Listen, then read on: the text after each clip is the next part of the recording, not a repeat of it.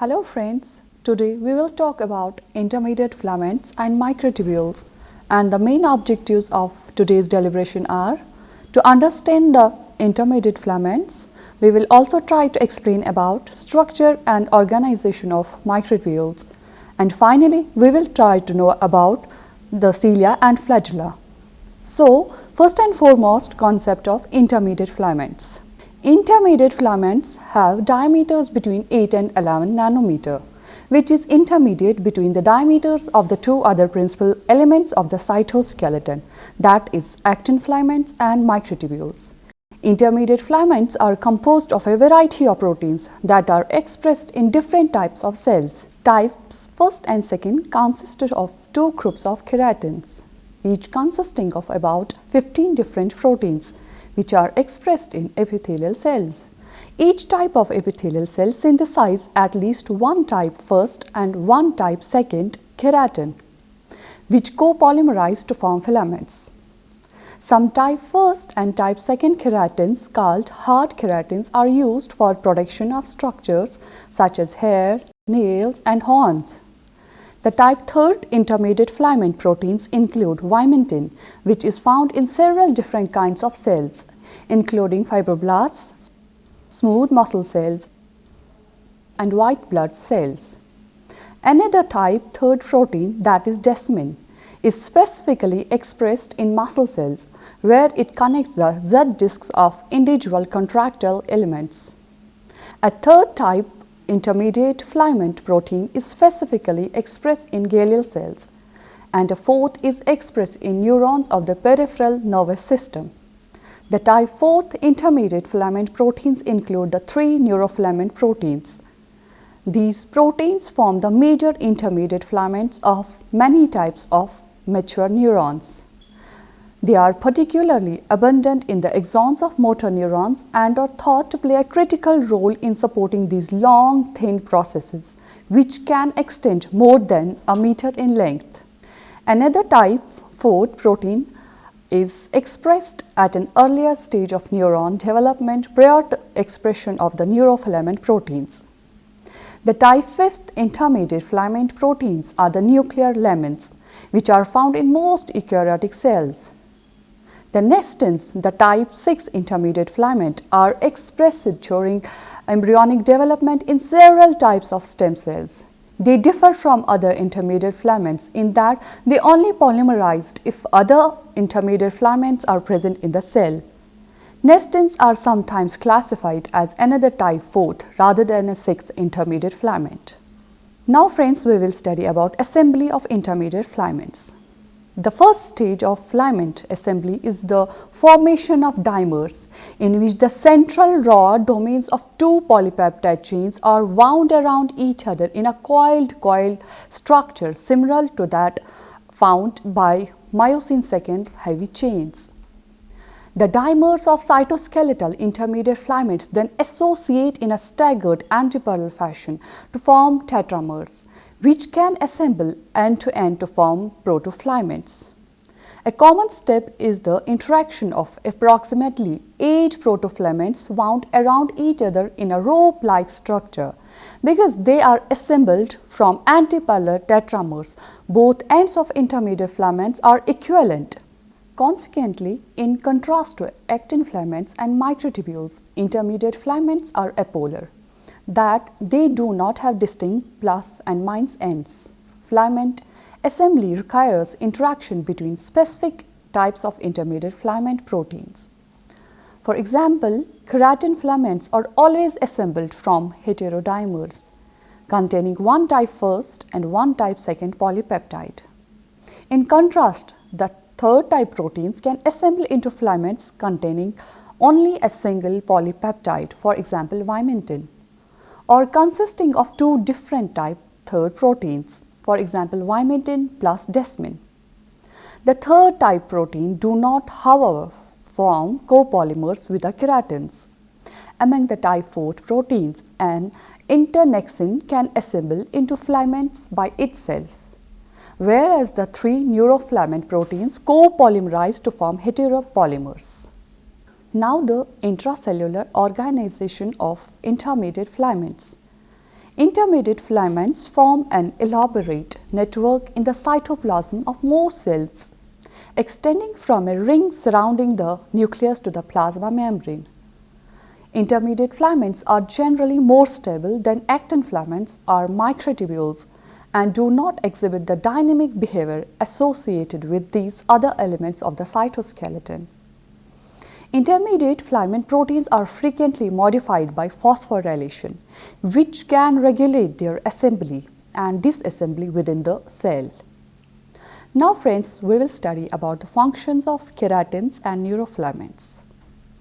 Intermediate filaments have long been thought to provide structural support to the cell. Direct evidence for their functions has only recently been found. Cytoplasmic intermediate filaments such as vimentin are also phosphorylated, which can lead to their disassembly and reorganization in dividing or migrating cells. Two types of intermediate filaments, that is desmin and neurofilaments, played specialized roles in muscle and nerve cells.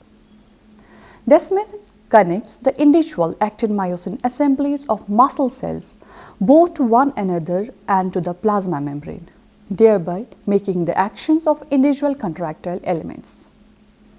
Neurofilaments are the major intermediate filaments in most mature neurons. They are particularly abundant in the long axons of motor neurons, where they appear to be anchored to actin filaments and microtubules by neural members of the plankin family.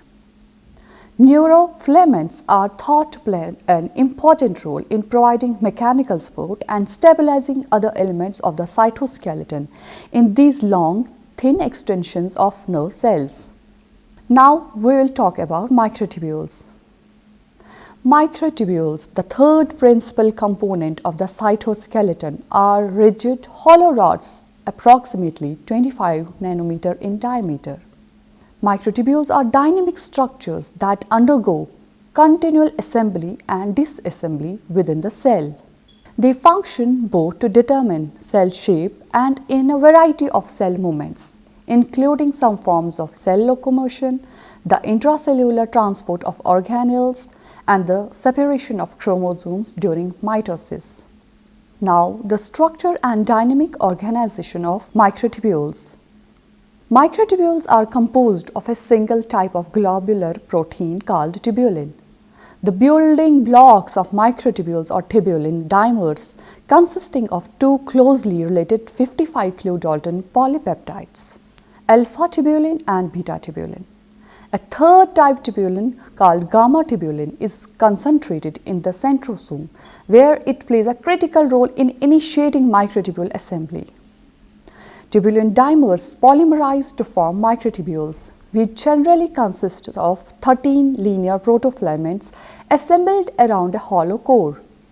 The protofilaments, which are composed of head-to-tail arrays of tubulin dimers, are arranged in parallel.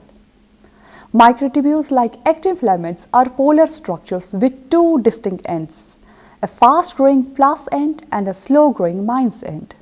This polarity is an important consideration in determining the direction of movement along microtubules, just as the polarity of actin filaments defines the direction of myosin movement. Tubulin dimers can depolymerize as well as polymerized, and microtubules can undergo rapid cycles of assembly and disassembly. Both alpha and beta tubulin bind GTP, which functions analogously to the ATP bound to actin to regulate polymerization. Like actin filaments, microtubules undergo treadmilling, a dynamic behavior in which tubulin molecules bound to GDP are continually lost from the minus end and replaced by the addition of tubulin molecules bound to GDP to the plus end of the same microtubule. Rapid turnover of microtubules is particularly critical for the remodeling of the cytoskeleton that occurs during mitosis. Because of the central role of microtubules in mitosis, drugs that affect microtubule assembly are useful not only as experimental tools in cell biology but also in the treatment of cancer. Colchicine and Colcimid are examples of commonly used experimental drugs that bind tubulin and inhibit microtubule polymerization, which in turn blocks mitosis. Two related drugs, that is vincristine and vinblastine, are used in cancer chemotherapy because they selectively inhibit rapidly dividing cells. Another useful drug, that is Taxol, stabilizes microtubules rather than inhibiting their assembly. Such stabilization also blocks cell division, and Taxol is used as an anti-cancer agent as well as an experimental tool. In animal cells, most microtubules extend outward from the centrosome, which is located adjacent to the nucleus near the center of interface, that is non-dividing cells. During mitosis, microtubules similarly extend outward from duplicated centrosomes to form the mitotic spindle, which is responsible for the separation and distribution of chromosomes to daughter cells. The centrosome thus plays a key role in determining the intracellular organization of microtubules. Microtubules grow by the addition of tubulin to their plus ends, which extend outward from the centrosome toward the cell periphery. So, the role of the centrosome is to initiate microtubule growth. The key protein in the centrosome is gamma tubulin, a minor species of tubulin first identified in fungi, which nucleates assembly of microtubules.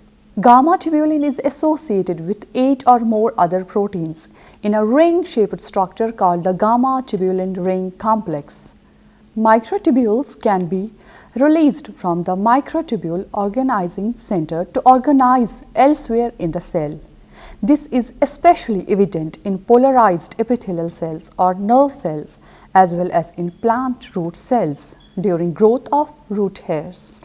Cells can initiate microtubules in the absence of a centrosome because gamma tubulin is also found in the cytosol, and in plant cells gamma tubulin is concentrated at the periphery of the nucleus.